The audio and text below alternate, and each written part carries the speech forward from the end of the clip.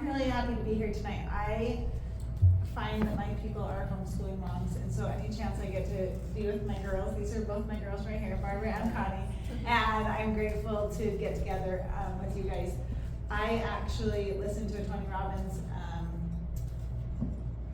event a few months ago, and he talked a lot about your why in anything, in any goal you have, and unless you know your why, if you're struggling with how and what that looks like, he says the first place to start is your why. And when you know your why is strong enough, then the how figures itself out. So we actually had a gathering at my house a month or two ago, and it was on the subject of why do you homeschool, and it was really good. And so I'm excited to be able to share some of my thoughts tonight with you. The most meaningful learning happens daily in your home, and you guys are already homeschoolers in your heart. You have your children here with you. If you're here, you have those magical days where you already feel like you're a homeschooler, and you're like, do I want more of this, and am I able to give them all the things they need? And it is a huge, overwhelming, daunting task to think about. When I had, these are my 6 kids, and when my oldest one was heading into kindergarten, I really wanted homeschool. I felt like I already was in a lot of ways. My oldest was already reading, and I'm a very structured type A personality. And we had our reading time and our learning time and our playing time and our nap time, and it was lovely. And so when the opportunity came to go to school, Spanish immersion was what pulled me in, and I was like, I want them to learn Spanish. Maybe I can just send them for the Spanish portion and homeschool the rest, but they wouldn't let me. So I'm like, okay, I'm sure it'll be great. We're gonna do this. But I had some really amazing people in my life growing up who homeschooled. One of them was a family of 12, and he owned a nursery in Roosevelt, Utah. And every morning, their only study time was scriptures and journal writing. And then they'd go to work with their dad at the nursery. And in this nursery, they would build these beautiful wooden swings, and they would do customer relations stuff, and they learned about the plants, and then they would count money. So they learned all these things. And so I reached out to all of their kids that I could find on Facebook and was like, do you guys homeschool? Like, what does it look like? Do you do this? And one of them wrote back, and he's a very charismatic guy, and he wrote back and he said, well, I'll tell you, the best kids come from homeschool families. And he has this confidence, and they were just the most fun kids. They lived out in the desert of Roosevelt, like I said, and would build their own go-karts, and they were so fun. And I saw them be successful in life now, and they're entrepreneurs and very successful in everything they do. And I really thought I wanted to do it, but I was too scared. So I got down the road of public school and was very involved in the homeroom mom, all those things. And this second child of mine right there in the green sweater, she began to hate the routine of kindergarten. Like, didn't want to go to bed at night because tomorrow she'd have to wake up and do the same thing. I'm like, you already feel that way, and you still have like 12 years ahead of you. Like, this is not ideal. And I didn't quite know what to do. Over Christmas break, when she hit 4th grade, we realized that she was struggling in different areas. I ended up holding her back because she was a summer birthday, and I just figured maybe she wasn't ready, but she'd had some bad experiences with friends and teachers, whatever. So I started homeschooling just her, and that was a unique experience that led to COVID hitting.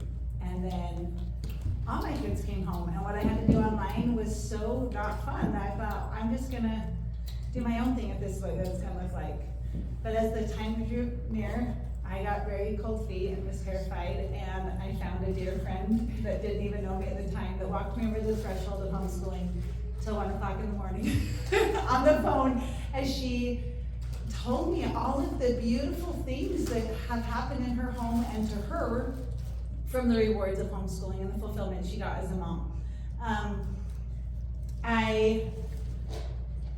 My family looks like this now. It looks very different. That first year of homeschooling, we did math UC, which is a math curriculum. I thought it was very structured. It was like, I had public school and I did public school at home, and it did not look pretty. And my kids didn't love it. And my oldest was in 7th grade, so she would go to 2 classes at the public school, choir in another class, and then she'd come home to the other things. And I was just a checklister, and I was just hampering them all the time, you know? And I've had to figure out what it could look like and the joys that can come when you realize, okay, this is what all these curriculum books look like. I know what they have to learn. I mean, I'm doing 5th grade math and 3rd grade math and 4th grade. You know what I mean? You can see all the curriculum when you have multiple kids like this. You know, like, I can teach them these, but I don't have to use and checklist every 120 lessons maybe every year.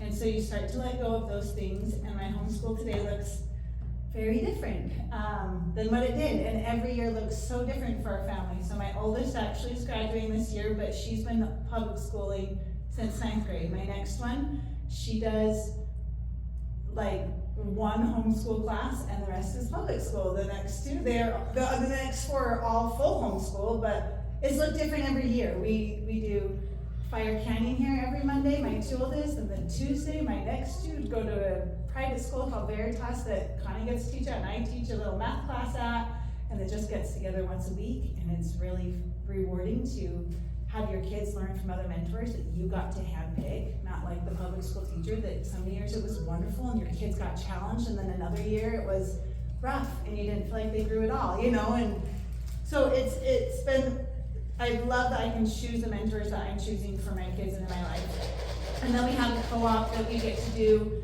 adventuring with called Wonder Path that my kids absolutely love. There's a teenage group and a kid group, and the teenagers plan their own activities, and they do a big capstone trip at the end of the year. They're going to Hawaii in April and can go tour the big volcano and swim with manatees. And past years they've done, well, she's also done rock climbing.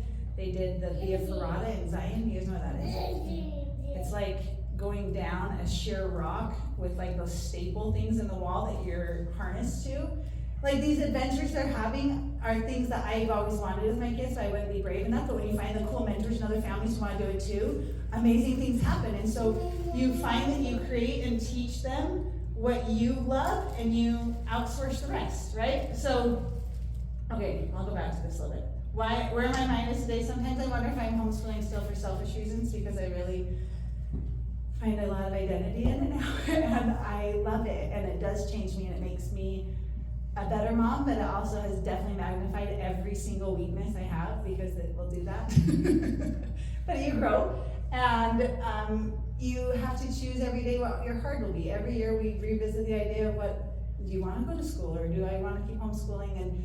And doing public school has its hards too. You're dealing with other kids' influences, you're dealing with labeling, you're dealing with hard teachers, you're dealing with all the obligations of all the papers that fly through the door at 4 o'clock when you're also supposed to be making dinner and want to spend time together as a family. And instead we did all of that in the morning, and we actually have time for chores and piano in there, and now they get with their friends. Like my son watches the clock. He's done by noon every day because he's that kid that checklists, and 3:30 rolls around and he's at that friend's door. Today he knocked too early. They weren't even picked up from school yet, but at 3:30 he knows his friends are home and he plays all afternoon. I don't have to worry about connection time with him because I got it all day with him, and I don't have to worry about homework later because I'm his teacher and I know where he's at. You know, there's a lot of joy that I get from that. I'm learning that systems are there to support me, but relationships are the key thing of why I homeschool, is to connect with my kids. And I love that they have choices every year of what they want to be involved in, and where I can support them in their learning and do more of the things they love. And it's leading them, like seeing that second child and how she's looked at school versus her older sister. It's been really interesting. My oldest daughter, she's done great. She's done all the checklists of boxes, you know, for public school. But that second one learns and studies because she cares, and she's like, this is a really good class for me. I'm getting a lot from it. You know, it's been really different to see it. Here would be my tips to find your mentors and support team. Go and visit little co-ops and things and see who you resonate with. If you're not having fun on some days, then you're doing something wrong, because it can be so joyful. And so figure out, like I listened to something recently and they said, you go into a situation, you're like, this is not working, I don't like this, I don't like how things are being run. Oh wait, who's in charge, who's the principal? That's me, I could change it, I could do something different. And so figure out what your maximums and minimums are. If you want your kids to write every day, what does that look like ideally? Is it that they write a whole page of paper, or is it just that you set out some crayons and paper on the table and they wrote something that day? And did you have some books out that day? Like, figure out your maximum minimum. Sometimes you'll be at the ceiling, sometimes you'll be at the floor. And we can't expect to always be 100% every day. That's not how we operate. We go through seasons and ebbs and flows. And there's so much wasted time at public school. And the one-on-one time you're giving your kids is so much more powerful than what they would get at school. Get outside with them and go enjoy the different seasons. I love that Thomas Jefferson prioritized movement and study and work, and he had balance with all those things. And the one thing I'll leave you with, I know I'm out of time, is somebody gave me this visual once at a homeschool retreat. They said, zoom forward 20 years and your kids are at lunch with their friends, and they find out your child homeschooled, and they ask, what was that like for you? What would you want them to say? And dream about creating that. And it can be the most joyful, rewarding thing. I absolutely love it on most days. And thank you. I'll turn it over to Kaya. I'm going to start by telling you guys a story. This is the seed that got planted, and it was actually almost 20 years ago. I really know. Couldn't have been that long. My son is 17, he's about to turn 18, and I was just barely pregnant with him. And I was doing a musical with a really good friend of mine, and she was also pregnant with her first. And we were having a ball together. And one of the other girls in the cast, we were talking, and somehow the topic of homeschool came up. Well, my dear friend and I, we had the knee-jerk, typical, reaction, right? The just kind of the cliche, stereotypical, oh, homeschool, weirdos, whatever. And this sweet girl in the cast goes, well, let me stop you right there, because I was homeschooled. Like, let me stop you before you really stick your foot in your mouth. And she was so sweet. She was a lovely, gracious, graceful, compassionate girl.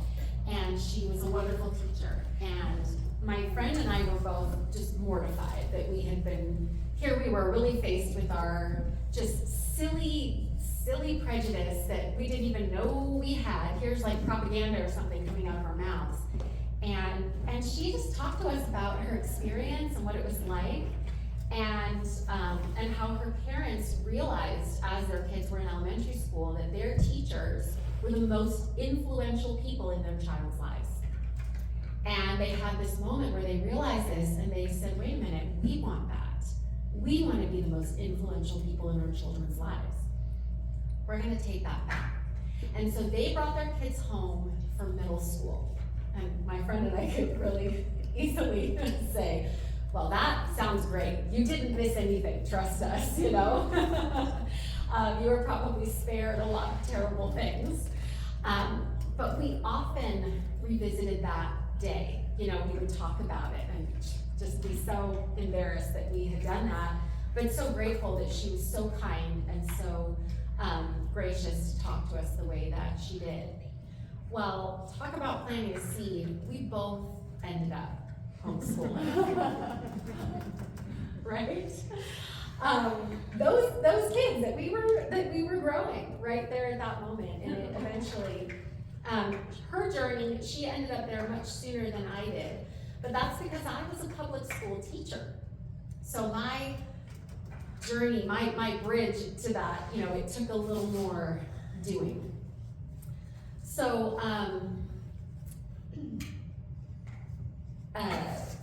I consider that, though, kind of my matrix moment.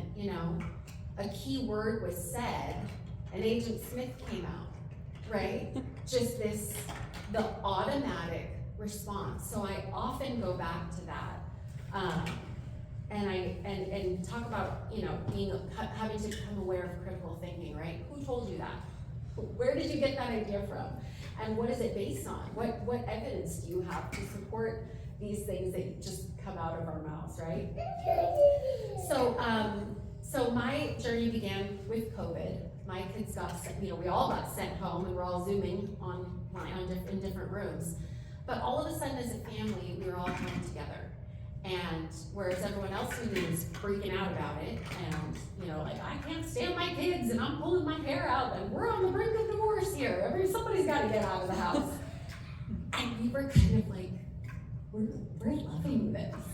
we are so happy. We're having dinner together as a family every single night. We've played every board game in the house. We've made up games besides that. We go on a family walk every single day. We spend time outside in our backyard. I mean, we were loving life and trying to figure out, how can we make this permanent? We never want to go back to the way that it was. And we just started figuring out, how are we going to make this happen? So I started reading. And the first book I read was Hold On To Your Kids, which is Gabor Mate, and then there's another, what's the other author? I can't remember his name. But Hold On To Your Kids, that book is a journey. And I was reading that book from the perspective of myself being a kid back in the day, and also as a school teacher thinking about all of my students. I had how many students at that point, and also for my kids. My husband, it was a traumatic read for him. He was going through so much old stuff. So that really, really dug deep. And then I found John Taylor Gatto. And once I started reading him, that was it. The jig was up. And, and for a public school teacher, that was the information that I needed. And what he does in his books is he explains the school system. So not everybody needs that, but I needed that. Yes, I'm going to tell you a little bit about these books. So the first one that I read was Dumbing Us Down. And basically he left a lucrative advertising career to teach junior high school in New York City. And he taught for 30 years. He was teacher of the year for the city, he was teacher of the year for the state, and he came to understand that genius is common. So he got to the point that he stopped trying to fill heads and instead started to remove obstacles. Basically, get out of the way of kids who are natural geniuses. And basically, that this idea, that could destroy the whole school system if everyone figured it out. So this book, I learned that, are you the kind of person that loves learning but struggled in school or disliked school? And that is so common. Kids come into school eager to learn, they love learning, they're naturally curious, naturally gifted, basically all little geniuses. And we do a really good job of kind of hammering it out of them and melting them down and remolding them into very similar teachers. And then something that I learned on my own personal journey as a teacher. What I learned is the best teachers and the worst teachers, they seem to have something in common, and that is that they are always in trouble. So I don't know if you know that, but the really most amazing teachers. So this guy, John Taylor Gatto, teacher of the year in the whole state of New York, he was always in trouble because he was breaking the mold and doing things that no one else was doing. So he also talks about the difference between communities versus networks. And that was a really eye-opening lesson for me, that we take something like a school and consider it to be a community, and we talk about it as though it's a community. But a true community would feel your absence so deeply, the way your family would. A family is a true community. And imagine if you weren't in it. The loss would be so great, and you couldn't just be replaced. You couldn't just hire someone else to fill the unique, special place that you fit into your family. And that's a true community. Whereas in a network, you can just be replaced. And that sad realization that the school community I thought I was a part of, well, it's not really. It's a network. And not to say that it wasn't a good school or a good network, but it has its natural limitations, right? And so to think of it this way, you could have a network of volunteer workers, for example, and they could be trying to, solve the problem of homelessness, right? And they're working together. How are we going to help the homeless? But a community would be trying to figure out, how are we going to help Rita and her kids you know, what are we gonna do for our good friend David? That's a community, right? There's faces and names. It's not this kind of, you know, generic, how are we gonna help those people over there? But how are we going to help these people that we know and love? So true education should make you an individual, the person that you were meant to be, not a conformist. And if you take a look at some of his other books, so here, Weapons of Mass Instruction, this one, there's an it's just a collection of essays. And there's an essay in here about an incident where he spoke at a high school. He was almost arrested for telling some truths. It was unbelievable. And other stories from the trenches. And then the underground history of American education. This one talks about where our school system came from and how it was adopted, how it came about. And that historical lesson will blow your mind if you're interested. So just to close, I feel that what I have done for my kids, instead of calling it homeschool, I have curated a personalized education for my children. And sometimes that's learning at home with me, sometimes that's learning in a co-op with other homeschool families, sometimes that's taking a class online. But we have adapted, and based on what my kids need, we can change it. And we're never locked in, we're never stuck. It's not just me sitting at home trying to do everything by myself.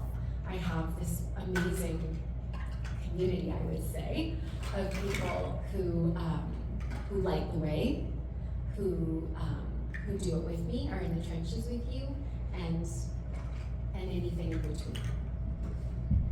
That's why I'm homeschool. My name's Koni, and okay, so just a quick introduction. So I have 5 kids. When I'm going to take you back though. Right now my oldest is 20. I'm going to take you back to when she was 12. My oldest was 12. So she was in 4th grade, and like Barbara, I also was a public school teacher for 7 years. I taught 5th and 6th grade. Love education, love learning. I love school. I just love everything about school. Love learning, love teaching. And one of the things I taught when I was teaching 6th grade was ancient civilizations. And I loved learning about the Egyptians and the Romans and the Greeks, and I just thought it was fascinating. And when I taught it for years, I tried to make it as enjoyable and exciting for the students. And I think it was great. We had so much fun.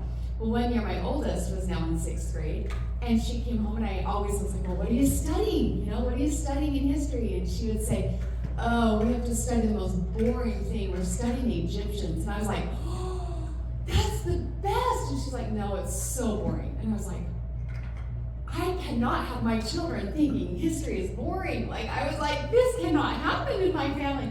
I never considered homeschooling, but that was the moment that I was like, hang on a minute. I gotta fix something here. This is not okay. My kids have got to love school. She was in 4th grade. For the next, I would say 2 years, it was just like it just wouldn't leave me. The thought of homeschooling just kind of kept coming back to me often. At this point, I had 5 kids, and I had a baby at the time, and I was overwhelmed, right? My bandwidth was stretched, but it just kind of just wouldn't leave me. But every time I thought about it and pondered on it, I just kept getting this feeling of, yes, you should, but just not yet. I just felt like the timing wasn't quite right. So it was just always in the back of my mind. My husband and I talked about it all the time. It was always there. I was always looking into homeschooling, researching it, but I never had the courage to do it until my sister-in-law started.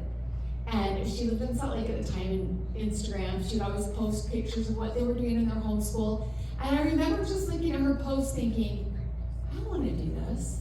This looks dreamy. This looks like what I want to do.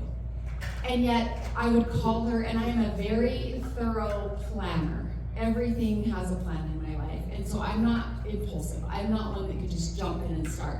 I would need to have the whole year planned out before I started. That's just how I am. So I would look at her stuff and think, wow, this looks so amazing. But the stress of it would come to me, and well, how do I do this though? And how would we teach English? And how would I teach this? And how would I, because I was used to teaching 5th and 6th graders, and I had little ones too, and I didn't quite know how to do it all. So I just kept thinking about it. I started actually attending some homeschool conferences. I started asking questions, I started learning, and I just feel like there was probably 2 years there where I studied a lot. And I just kept, as it got closer and closer to the time for me to start, I started feeling more and more settled with it.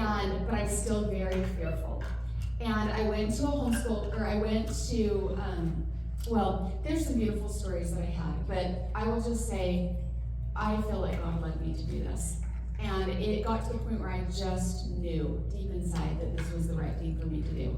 And I can tell you the specific stories if you're interested later, but I finally felt courageous, and I knew for certain this is what God wanted me to do with my family. So we jumped in. I started with my 2 older daughters who were now in 6th grade and 4th grade. And I started with just them. I had 3 other boys that I wasn't even considering at the time. I was like, I just gotta get my feet wet with the girls. So I did several months with the girls, summer came, and I was gonna go to a homeschool conference up in Salt Lake. And I went there, and while I was there, I had a very strong prompting that I was supposed to start my boys that next fall. And I was like, oh man, that's like 5 kids. Whew, I don't know. But the feeling was so strong that it was undeniable. So I started that next fall with all 5 of them. And now we've been homeschooling for, I think, 9-ish years, 10-ish years, something like that. And I will just briefly tell you, so that's kind of the background of what got me started. I'll tell you the things that I have grown to love about homeschool. These are my whys. I found when my oldest was in 4th grade, so we had like 4th grade, 2nd grade, 1st grade, and so on. I found myself being that kind of mom that would take my kids all out of school one day because I just wanted to go on a field trip with them. I was like, the weather's perfect, we should be in Zion. And I found myself wanting to do this more and more. I started feeling like I want to play with them. I want to be doing these things. What I felt like is all the things I dreamed of to do as a mom, I wasn't having the time to do. And I was starting to feel a little bit resentful of it. That's when I just knew that this was built for me. I wasn't one of those moms that was like, hallelujah, goodbye, go to school. I appreciated the break, especially when I had babies at home. But as my babies grew up, I was like, I feel like I'm missing out on their childhood. They're gone all day, and I found myself just pulling them out of school a lot to go on field trips. Okay, so these are the things that after 10-ish years of homeschooling, these are the things that I would say has meant the most to me. Like Anjanelle, when I first started, I was structured, I was public school brained, and I had to kind of like unschool my brain to homeschool. I had to kind of like learn how to homeschool without doing it the way I would always done it as a public school teacher. Once I kind of got through the first year and learned to like let some of the hardcore curriculum go and trust my gut and my instinct on what my kids wanted to learn, that's when homeschool got really awesome. The curriculum has its place in our homeschool, but it does not control or rule what we do. So the first year was definitely a learning curve, like all of us. These are the things I've loved. Over the last 10 years, I would say that the number one thing that I love the most about homeschooling is the relationship it has given me with my boys. My boys I've homeschooled from preschool all the way through, and now my 2 boys are the ones I'm homeschooling right now. One's starting high school next year, 9th grade, and one's starting 7th grade. So this is kind of what I've experienced with them all the way through. The relationships, for sure, the most important. I am so close with those 2 boys because I've been with them every day of their life. I feel like I kind of raised my family 2 different ways. The first half of my family kind of did mainly public school. The second half of my family did homeschool. So I've kind of done both. I feel like I am so close with those homeschooled kids because the bond you develop is incredible. I feel like they know me so well and I know them so well. I mean, so well. Like I put my son to bed who would like be in 3rd grade and be like, Mom, something's on my mind tonight. I could just tell. What are you thinking about? And it was like we You just get really, really close. Where my kids that were in public school were just kind of off doing our own thing. Like, they don't even know half the things I'm doing during the day, you know? Like, they have no idea I'm even doing this tonight. My homeschoolers do, because they're with me every day, and they hear me preparing it. It's just different. The relationship is eternal. It will be with you forever. The bond you develop with your kids is way more important than anything you'll ever teach them. One of the ways that you bond is through books. My first year, I felt like I don't have time to read it to my kids. We just have so much curriculum to do. I remember feeling like after the first year, I was like, I am missing the boat. Who was it? Barb said that. Or if you're not having fun, you're not doing it right. I was not doing it right the first year. Second year, I got smarter and learned from mentors how to connect to my kids, and it was through books. We started reading a lot. And oh, did that open up a whole level of incredible learning and joy. It was so good. So, oh my goodness, lean into books. Read with your kids. Read out loud. Snuggle them in. Bring snacks. Like, reading hour in our house became the best time. I would make a charcuterie board and snacks, and oh, they just would come in and snuggle in. And the memories we made through books was one of my favorite things.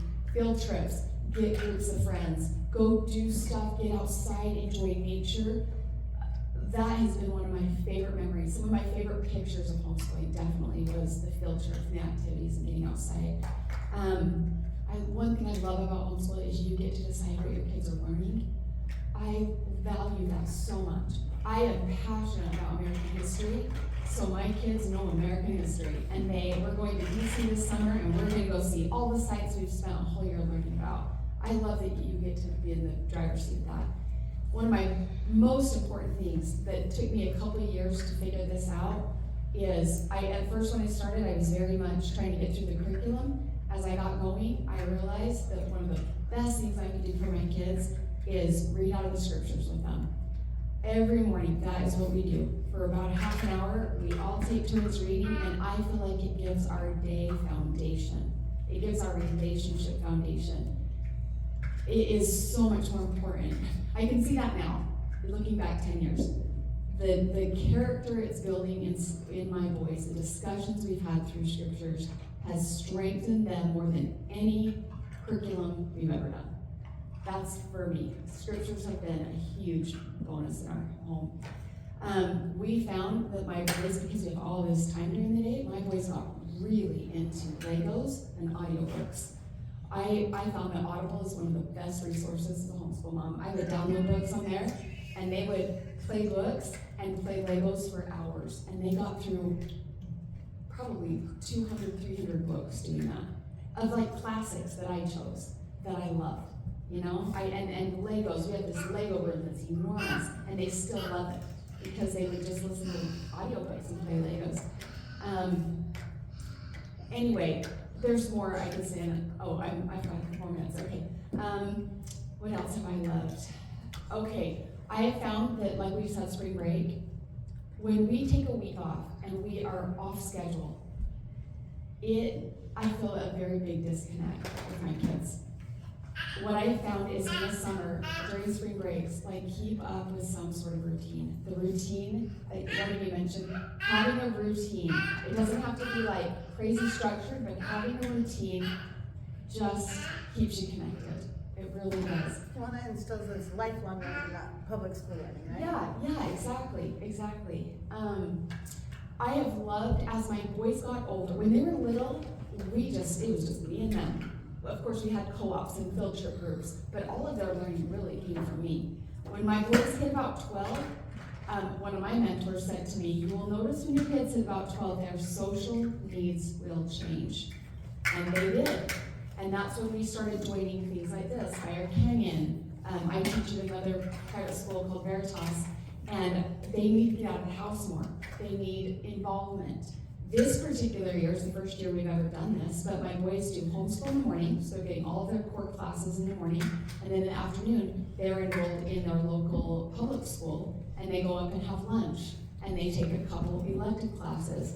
That is actually, I was scared to death to start it, because if you've talked to any homeschooler, it's kind of like you're in two camps. You're in public school camp or you're in homeschool camp. So I appreciate what you said, Barbara. You don't have to be in just one camp. as my kids got older, I was like, they have all these friends in the neighborhood that they don't know because they've never gone to school with them. And I was like, I could tell that they wanted to get to know these neighbors and friends. So we put them in public school, and within 6 months, they had best friends in the neighborhood, and they are so happy. So I appreciate that we can do whatever works best for you. This next year, we're taking a whole new term that we've never done before, but their whole lives, I've mainly been the one teaching them all of their academics, all their core academics. This next year, my oldest son, Garrett, who will be in 9th grade, we had to have that hard conversation of, are we going to get a diploma? Because a lot of homeschoolers don't. Are we going to do a diploma or are we not? Are we going to do an accredited program or are we not? We gave that a ton of thought because I was like, it's different for every kid because of their goals.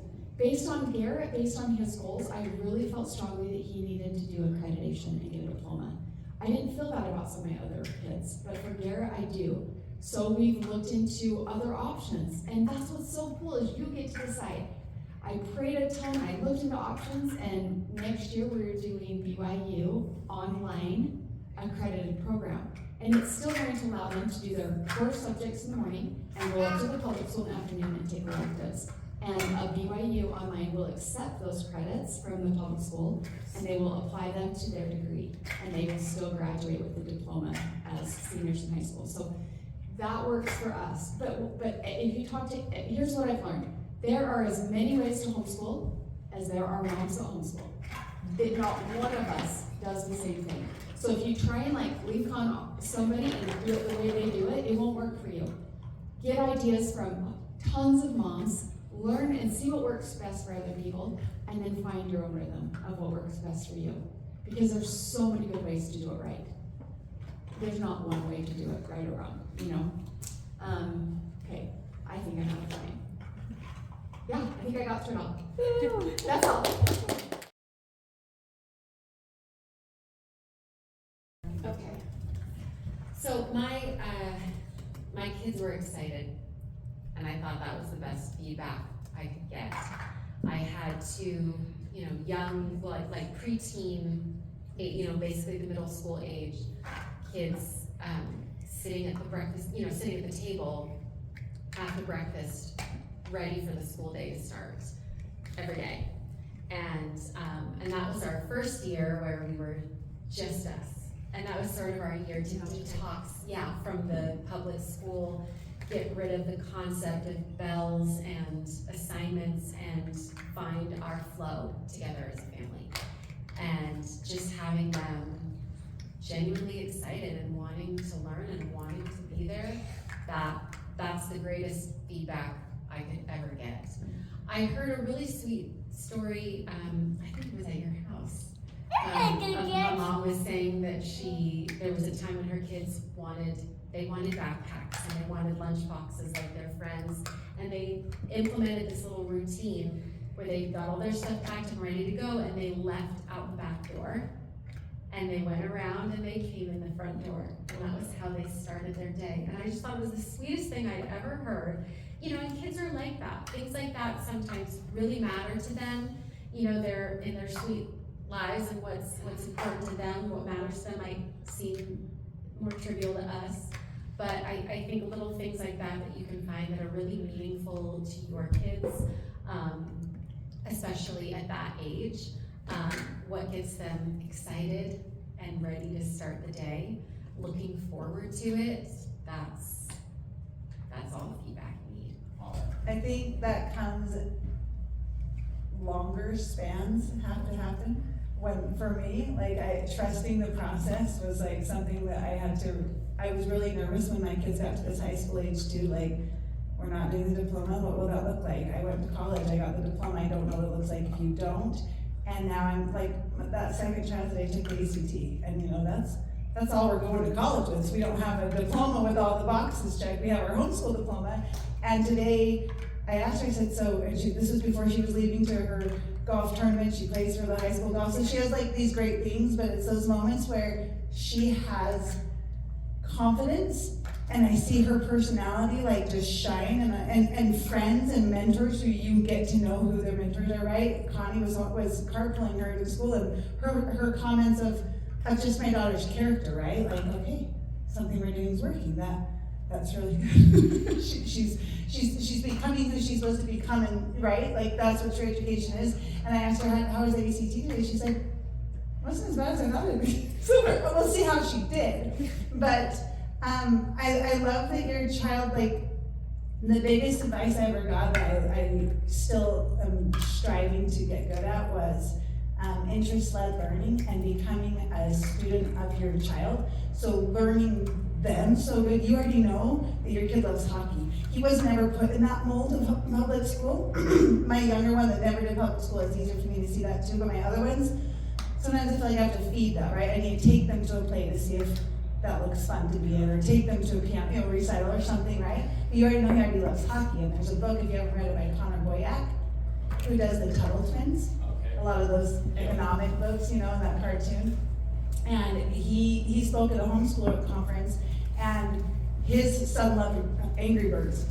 And everything he taught them was centered around Angry Birds. They wrote stories about Angry Birds. They did science with Angry Birds and learning about, you know, how things flew and whatnot. And I think it's harder. I mean, I have 6 kids. I was like, how in the heck am I supposed to customize my kids' interests on that? But one thing that a mom did teach me at that homeschool retreat is she does a goal with them. Like, what do you love right now? What does that look like? Oh, you want to learn magic tricks.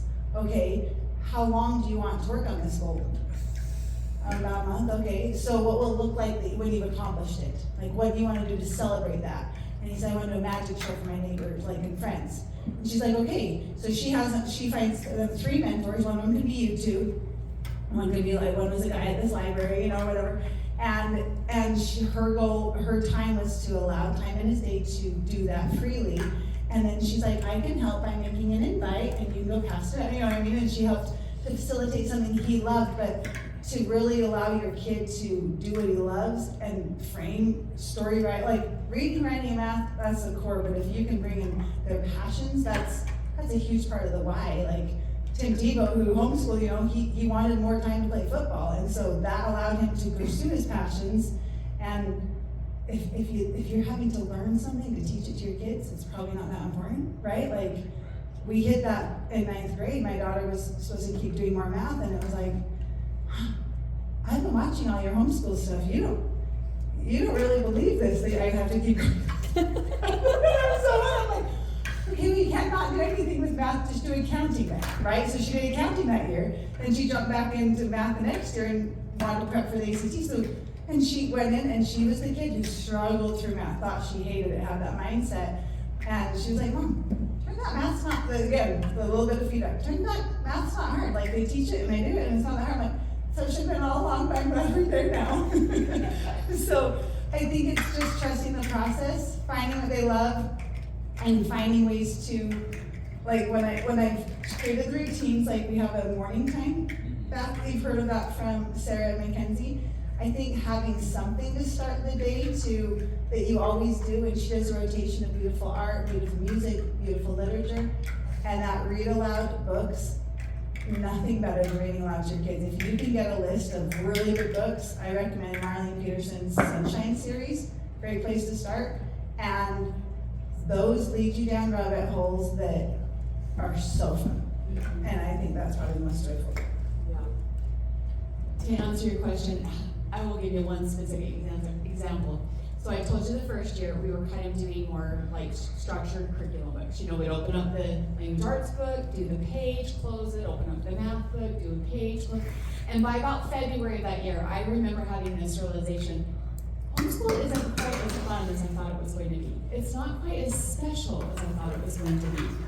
And that's when I started really thinking differently about, I'm missing something. So I started learning a lot. Well, the next year, we built this big bookshelf in our house, and it's kind of like one of those shelves, like where all of the books face out, like this, not on the spine, so you can actually see them. And I decided one of those years that we were going to do American history. So I got awesome mentors. There's so many good book lists online. And I found a book list and kind of curated it. I have it all typed up. I can send it to you if you ever want to do it. It's all mainly future books. It's great for kids. And I line my whole wall. These are books all chronologically, from the founding of America all the way down to like World War II and everything between the 1800s, the 1700s. And I curated this awesome list from these mentors. That year, it took us 2 years, and my boys and I, we read through the entire thing. It took us 2 years. We read everything, and there were a lot of novels in there too. We read like Corrie ten Boom, The Hiding Place. We read awesome, awesome books. That year, I learned that homeschool is fun. And you know what we did? Instead of doing the language arts book, we would read this incredible book about the Wright brothers. And after we would read it, I would say, okay, boys, let's go to the table. And I'd get out a big whiteboard and I'd say, let's brainstorm. If we were going to write a paragraph about this, you know, what would we write? And I taught them how to write a sentence. Then I taught them how to write a paragraph. And then I taught them how to write a 3-paragraph essay and then a 5-paragraph essay. And I taught them how to handwrite and how to curse it. And we did all of our writing with our reading. And it was totally organic. And I just made it up as I went.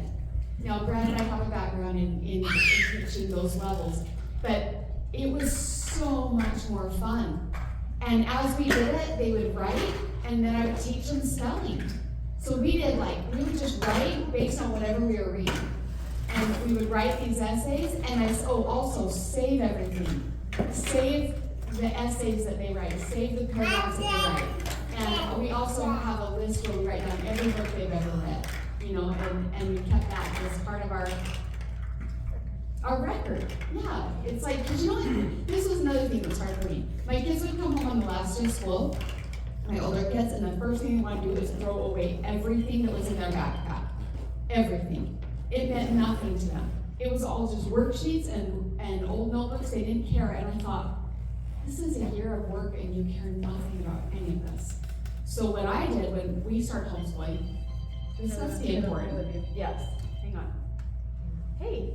When she started homeschooling, she created these jewel books, and everything that was special to them, they put it in there so that, like, jewels are precious. She wanted them to cherish the things they were learning, and everything beautiful went in those binders. I learned that from. Sorry about that. It's my son. I told him about your jewel books. Yeah, so we called them our jewel books, and we did one for every year. And we put in every beautiful art picture. You know, they draw all these wonderful things. So we go through and choose our favorite ones and put them in. So every year they would have just a binder. You know, we'd label it age 8, age 9, or whatever. But we called it their jewel books, and it was like all of their best things from the year. But that was when I fell in love with homeschool. Is when I let go of the hardcore curriculum and went with my heart and my gut and what I knew they were ready for. And we tied in reading, history. History is not fun out of a textbook. Don't do it. Just get an awesome book list and read your way through and have great discussions with your kids. And then after you're done discussing it, go over and write. Journal about it, write a story about it, write a poem about it, and illustrate it. Then you got your art. Throw in a watercolor class, or, you know, it's when you take all of the subjects and just put them all together. And then you tie your field trip into it. That's when it gets just like electrifying, and it's fun. And you can bring one subject in at a time. Your kids are younger and you want to bring in some history. We pulled out a Civil War book called The Lost Brother. And it was about the trumpet boy, and that led us to looking up taps and the different trumpet signals. Like, when you start reading into good books, you don't need a curriculum. Your mind will be inspired and you'll be like, oh, let's look up this. And then it's like so organic, like she said, that's when you're like, I had fun. My kids still wanting to do something with what we started earlier. Now I'm going to go prep dinner. That's when you know it's working. It's like when they want to keep doing whatever you got them started on, because it was that joyful for them, I think.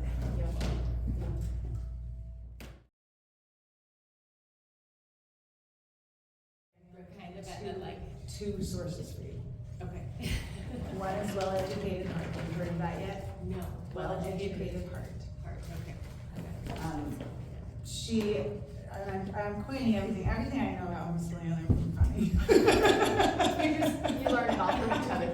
But the more, this is something Koni once said, and it's something that I completely agree with, is the more you listen to her, the more confidence you have in letting go of the public school system world. And she takes you through something called Catching the Vision, and it's all free. She has an app called Well Educated Heart. It looks like a heart apple with the stem out of it. And it's about heart learning. And she has beautiful book lists, beautiful curriculum, like not curriculum, but resources. And once you find good resources, you can hop onto their pages, right? Like there's a Well Educated Heart page, and they have group gatherings called Mothers of Influence, and you can find people in your area in those ways too. And if you want our information, we live right over there by you, and we'd love to invite you to some of our gatherings. But the other one I would recommend is Sarah McKenzie. She has a book called Teaching from Rest. Make this like your ones you listen to when you read, and you'll get a little more confidence in what it could look like. Something Koni taught me too was that first year you might buy all the curriculum, and it's kind of like training wheels, and then you kind of realize I don't need it. So it's okay if you start with curriculums and buy those things. It will kind of be a guide at first, but there's other Yeah. ways. Security blanket. Yeah, Yes. yeah, it is. Are you a structured person? Okay, so am I. So you'll want your homeschool to be structured, or it'll drive you crazy if it's not. So I'm very structured. So our homeschool starts at 7:30. We do breakfast at 7:30, and scriptures is found at 7:30. At 8 o'clock we start. Now I know that's different for everybody. Some people like to sleep in. Yes. And they want yes. to. Yeah. But for me, it just works better when we have a schedule, and it helps because I feel like my kids just know what to expect. You know, I never have my kids say, I don't want to do it today, because it's just what we do every day. So we start at 8 o'clock, and the first thing we do is, I go to read the scriptures with my boys, just the three of us, and it's my favorite thing I do all day. So that's the first thing we do, and then we kind of launch into the core subjects. That's what works best for us.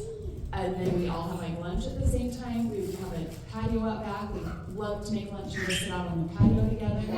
And so finding a structure for you, it will be very important. And finding like your routine, your rhythm, about what time you want to be done based on your ages of kids and stuff. And I think helping them know what to expect, I think is important. Have that routine so they know what to expect. And anyway, my routine, I always have had a routine, but it has changed every single year based on their ages and what we're into and what co-ops we might be doing.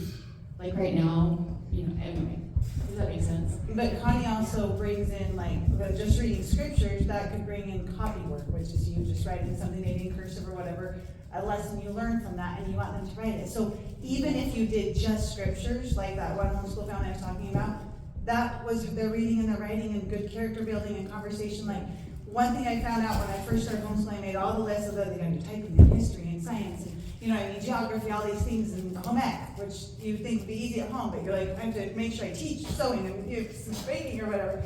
But there's so many layers. Like the Good and the Beautiful curriculum is a very popular one. It's pretty rigid and dry for boys, I would say. But in the language arts lesson, they have this recipe to make biscuits. So then there's layers. And then math, there's lots of lessons about geography. There's boys in India selling fruit, and the math lesson's about this certain kind of fruit. And you're like, oh, what is that fruit? You should look up a picture, So there's layers. You don't have to have every subject if you're pulling in good literature. And then you're having them write about what did you learn from? Like, what were you inspired by? My daughter, she introduced me to the Penderigs. And I stopped having just write journaling. I'm like, today do you guys remember doing that in school? Today I am just that dumb writing that we did. Sometimes it's dumb. But I said, instead, find one thing you got from that you want to either start doing or inspired you, which is what we do now, right? Like when you write a book or read a book, that's what you end up writing down, is something that inspired you or moved you. So she read a story in a chapter in Penderigs, and the girls were having their aunt in town, and they made a pineapple upside down cake, and they were playing soccer, and the way the girl talked about soccer made her want to play soccer. So all of a sudden, we're looking at the pineapple upside down cake, and she's writing about the things that, you know what I mean? Like, there's so many beautiful layers. So we started like rotation days. I make sure we do baking on Monday, and we do something outside this purposeful, like different park on Monday. And I kind of have chosen theme days because it really lives by weeks, and that's how I operate best. But pick what matters to you. Maybe an art day or you know what I mean, and make that like I had a friend who did science for a full week, and then the next week was history, so that she could do it by months. But maybe it's, you know, you get to choose. It's scary, but it's fun. Yeah.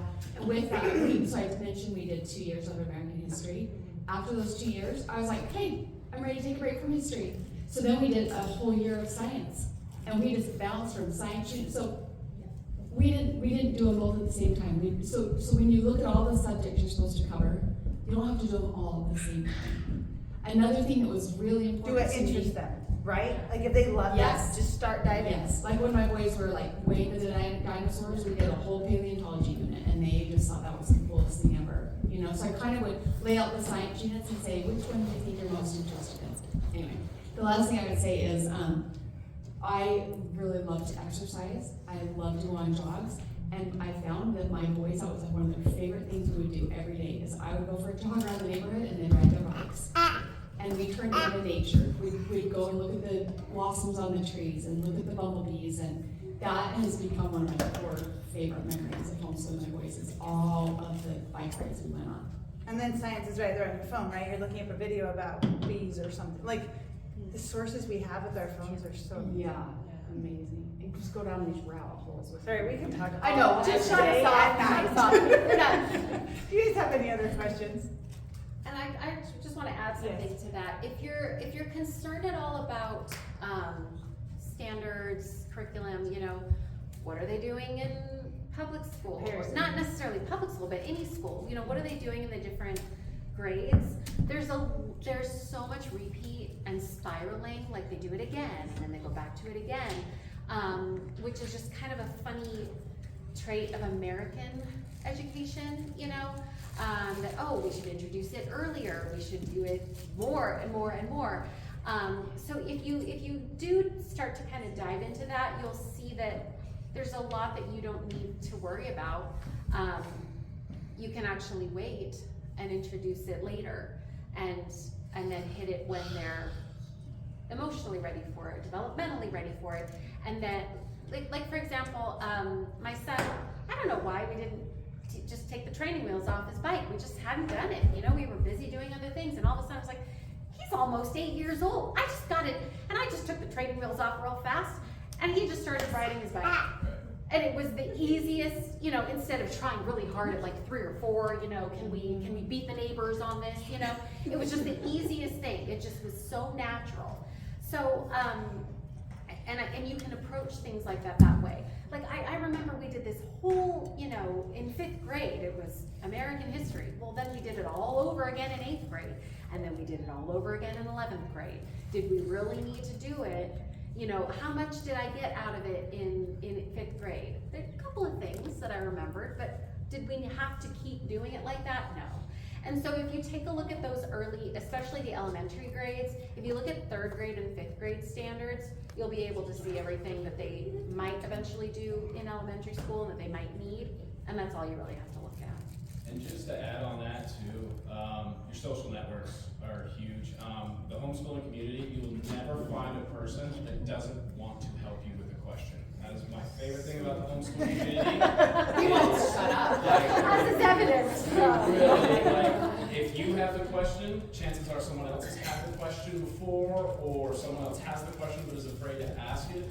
This is your biggest resource. Network with everyone that you can, and here's the best thing about it, there's no wrong way to really do it. It's just finding your own way that works best, right? And that's what all the community is here to help you do. So, rely on the social networks, rely on your in-person interest in each other.